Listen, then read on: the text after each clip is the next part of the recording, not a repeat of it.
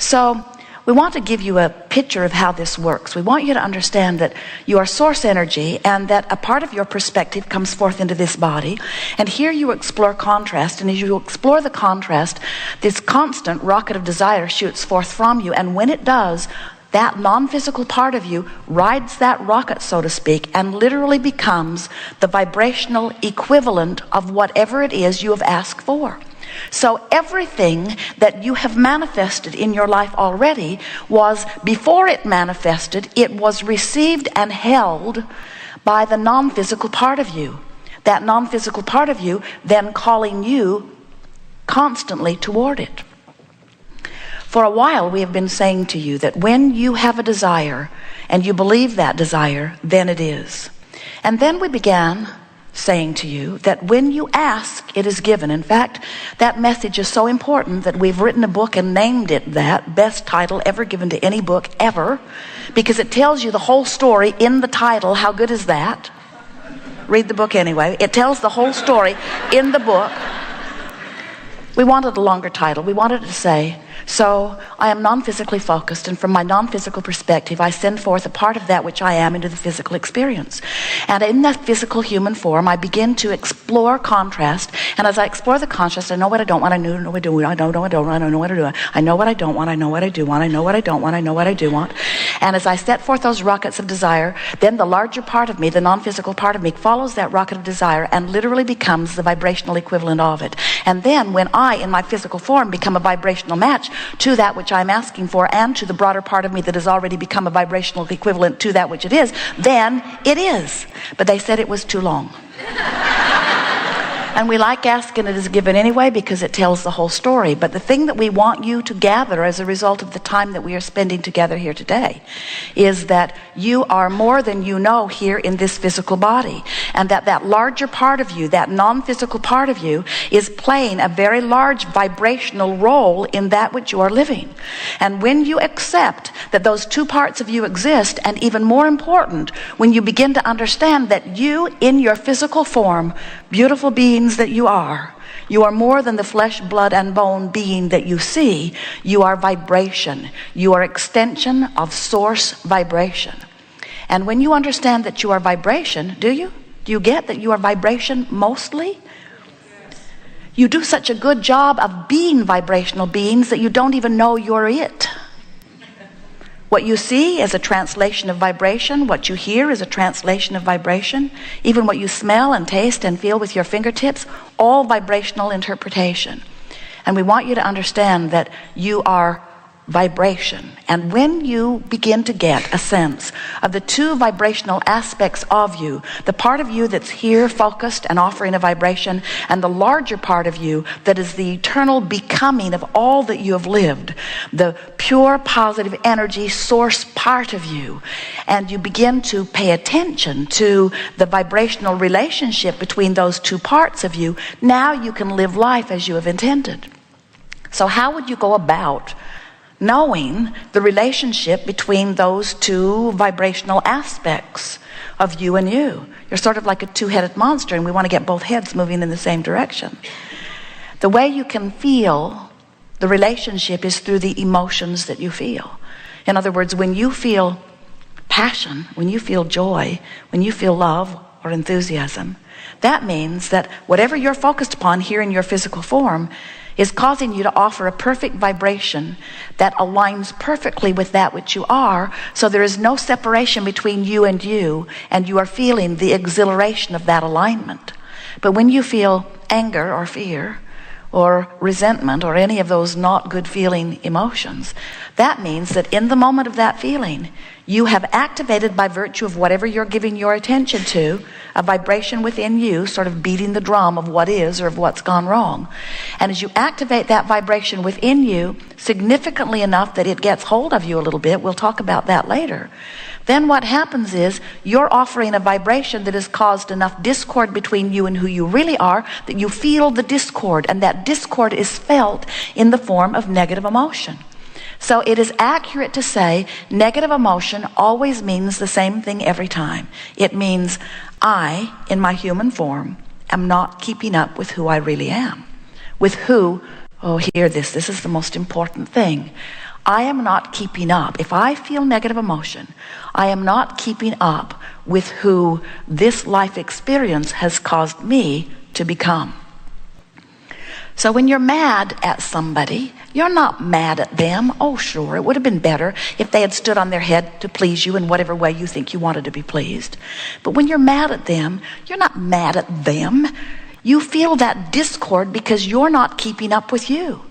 Of course, your exposure to the experience with them helped you know what you don't want, which caused you to launch a rocket of desire, which caused the larger part of you to ride that rocket of desire. In other words, when someone's rude to you, you want them to be nicer. And the non-physical part of you assumes that vibrational stance. When you're rude to someone, you want to be nicer. And the non-physical part of you assumes that vibrational stance. So now, your exposure to whatever happened has caused you to know what you don't want. You don't want them to behave like that, which helps you to know what you do want. You would like them to behave like that.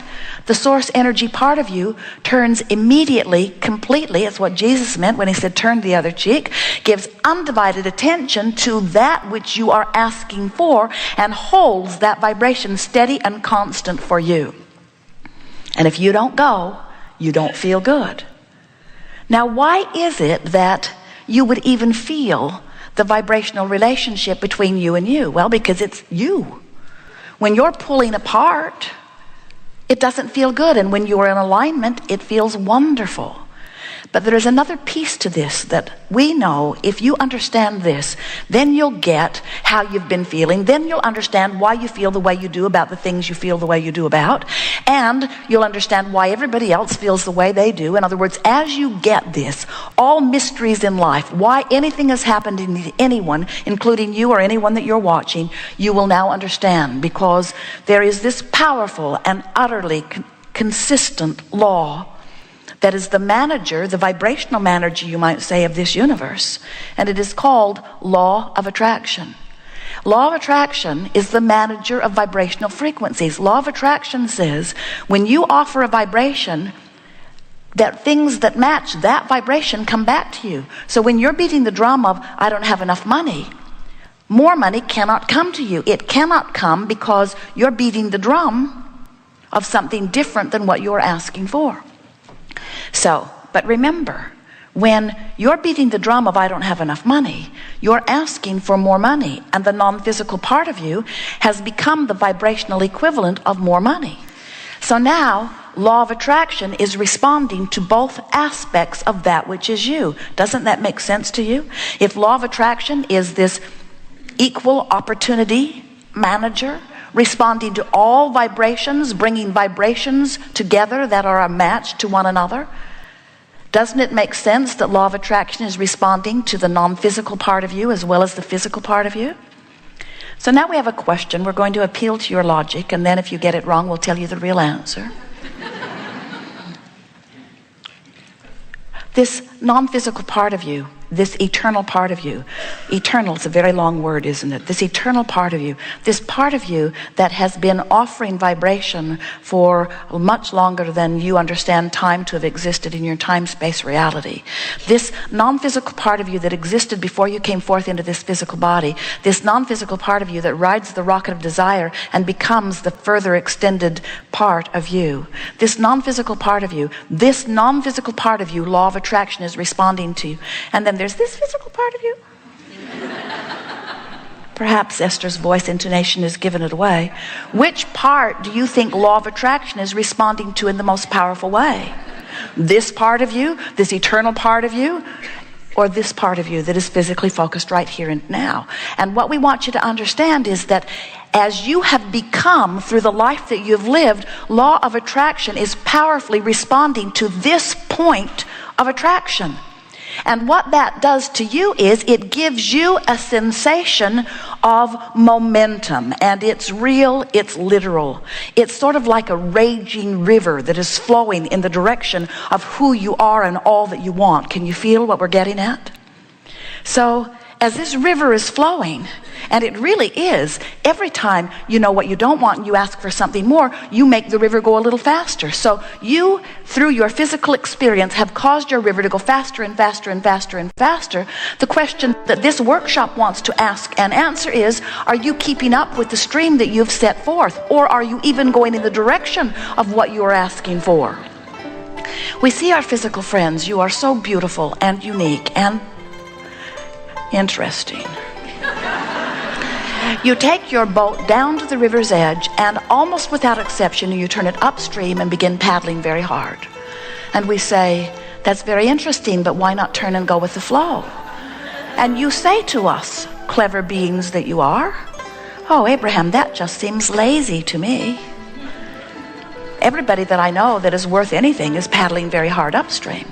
Look at them. Look how good we have gotten at it. Look how valiant and virtuous we are. Look how good we are at paddling upstream. And look how much we have accomplished with our struggle.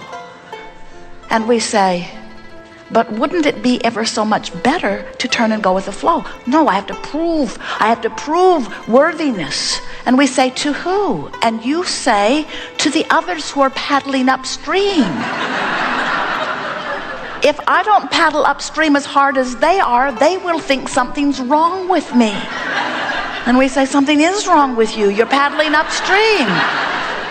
And then we want to say to you, and this is the most important part of all of this, nothing that you want is upstream. Not one thing that you want is upstream. And the reason we know that is because we know how the cycle of life works. We know who you were before you came into this body. We see you in your magnificent time-space reality, carving out the contrast and becoming more. And we just want you to know that your emotions tell you whether you're turning and going with the flow of that which life has caused you to become, or whether you're holding yourself in resistance to it. So there is allowing, the art of allowing. Allowing what?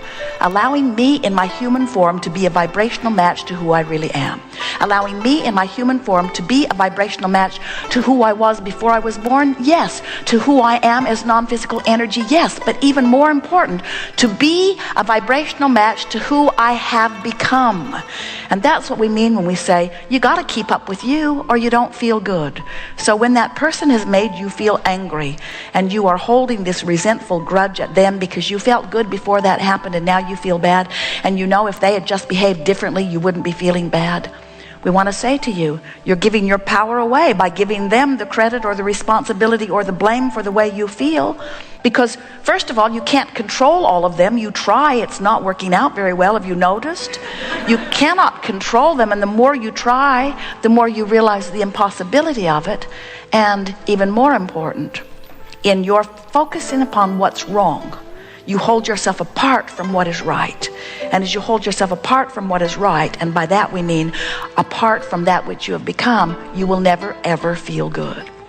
So Jerry and Esther had the wonderful experience of going on a whitewater rafting tour last summer.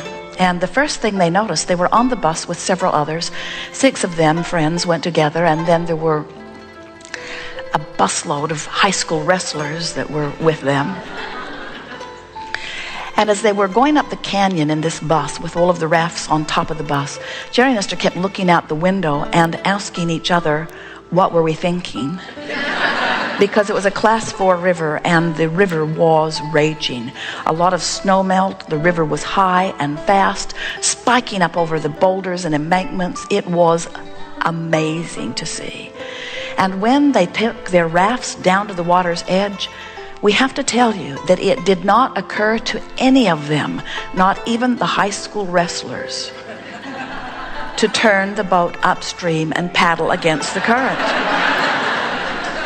It was obvious to all of them that this stream was going to have their way with them. And the first thing that their river guide said to them is, friends, this is not Disneyland. We cannot turn this river off. And we want to say the same thing to you.